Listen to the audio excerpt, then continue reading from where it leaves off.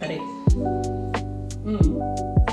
Então, pensa uma mulher e você vai começar a enxergar o mundo de outras formas. Papel na parede e deixa no seu celular. Mais um vídeo aqui no canal e eu quero trazer sempre aqui no canal algumas reflexões. Eu sou uma pessoa muito reflexiva e até os meus hábitos eu gosto de refletir. Por que eu tô fazendo isso? Por qual motivação?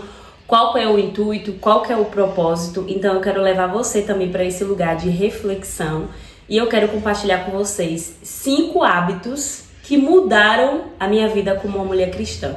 E eu acredito que se você passar a fazer isso, você também vai mudar algumas coisas em você e você vai começar a enxergar o mundo de outras formas. Então, uma dica que eu dou, pega um caderninho que você tiver aí na sua casa. Se você não tiver um caderninho, você pode colocar no seu bloco de notas do seu celular. Eu acho melhor você colocar no bloco de nota e também no papelzinho, que aí você coloca o papel na parede e deixa no seu celular. Então, nosso primeiro hábito de hoje a gente sabe que a mulher cristã, ela já tem o hábito de orar. Eu não sei vocês, mas eu acho que toda mulher cristã ela já tem o hábito de orar pela sua família, de orar pelo seu esposo, de orar pelos seus filhos. Mas hoje eu quero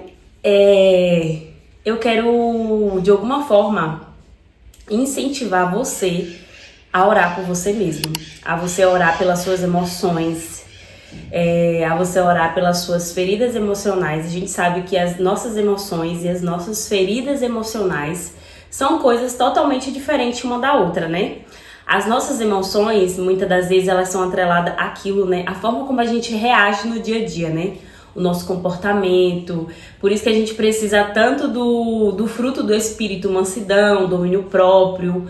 Então a gente precisa constantemente estar pedindo para Deus em oração para que Ele venha governar as nossas emoções, para que a gente não venha, de alguma forma, não trazer o caráter de Cristo para o nosso dia a dia. Então, quando a gente ora pelas nossas emoções, a gente pede para que Deus nos governe. De alguma forma, a gente vai refletir o caráter de Cristo.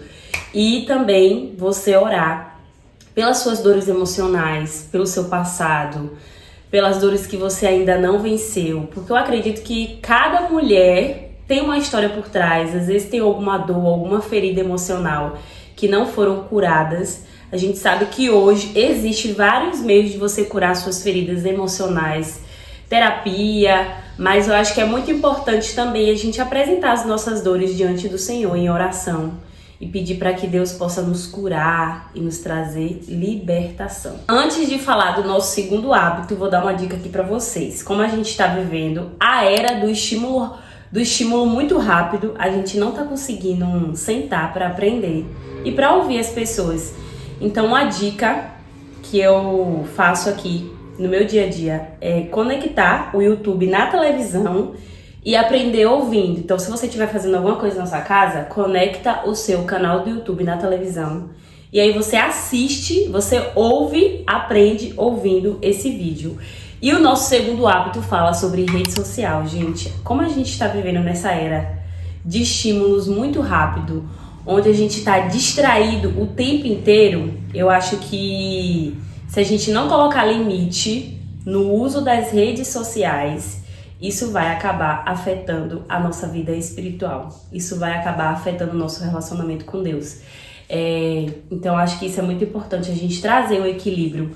Ainda que isso seja o seu meio de ganhar o pão, de você pagar suas contas da sua casa, eu acho que a gente precisa trazer um equilíbrio, colocar aí um tempo de uso. Tem no Instagram a quantidade de tempo para você utilizar as redes sociais. Eu acho que isso é muito importante. A gente está sempre analisando tudo que está acontecendo à nossa volta para que isso não afete o nosso relacionamento com Deus. A gente sabe que existe outros tipos de distração, mas eu acredito que o que está mais em alta hoje é o excesso de rede social. E não acho que não é só eu que falo sobre isso. Se a gente for pesquisar hoje aí na internet, no Google, você vai ver muitas pessoas falando sobre quais são os más benefícios que a gente tem para a nossa saúde quando a gente consome muito internet. Então eu queria trazer esse hábito de reflexão. mas pensando sempre na questão da nossa vida espiritual, que isso vai afetar a gente de alguma forma, se a gente não colocar um limite. O terceiro hábito, que é tempo de solitude. Eu acho que isso é um dos maiores desafios, tempo de solitude, tempo de ficar sozinha, ficar você e Deus.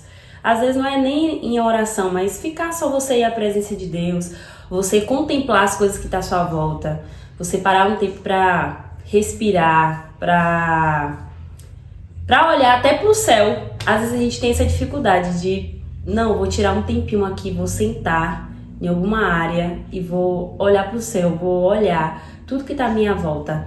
Tempo de solitude não é a gente se isolar das pessoas, não é a gente se afastar das pessoas, não é isso. É você separar um tempo específico para você desfrutar da sua própria companhia. Às vezes até para você refletir sobre a sua vida.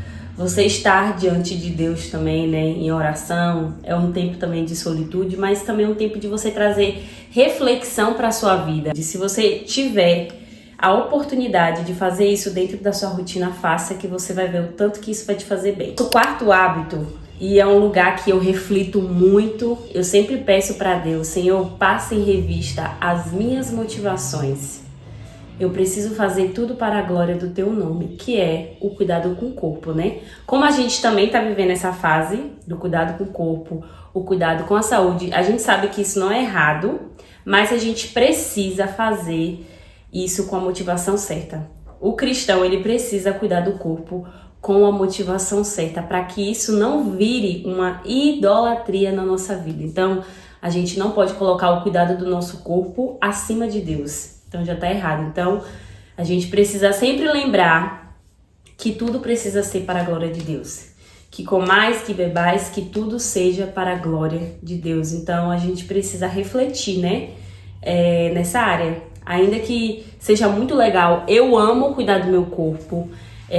Isso me faz bem, não faz só bem esteticamente, me faz bem também mentalmente. O exercício, para falar a real para vocês hoje, ele me ajuda mais mentalmente falando. Eu falo que é minha terapia. É a forma como eu tenho de não pensar muito em problemas. Então eu acho que a gente precisa sempre estar revisitando e pedindo para Deus passar em revista as nossas motivações. Ainda que a gente esteja fazendo algo que seja bom, mas sempre com a motivação certa. Então eu queria trazer essa reflexão e um hábito para que você possa colocar na sua vida e sempre lembrar, vou cuidar do meu corpo, sempre pensando que eu preciso fazer isso para a glória de Deus e isso não pode virar uma idolatria na minha vida. E o nosso quinto hábito, e lembrando uma coisa importante, tudo que eu tô compartilhando com vocês aqui são coisas que eu vivo, que eu tento colocar em prática no meu dia a dia, tá? Então o nosso quinto hábito é filtrar aquilo que a gente ouve. O conteúdo que a gente consome, as pessoas que nos aconselham, ainda que seja o nosso irmão em Cristo, a gente precisa estar sempre filtrando, analisando se essa pessoa que está te dando um conselho, ela vive isso que ela está te aconselhando. Isso é muito importante. Eu não estou falando que a gente não deve escutar os nossos irmãos em Cristo, não é isso. Eu estou falando que a gente precisa filtrar e tá sempre pedindo para Deus confirmar. Às vezes você quer tomar uma decisão na sua vida e aí o irmão te dá um conselho.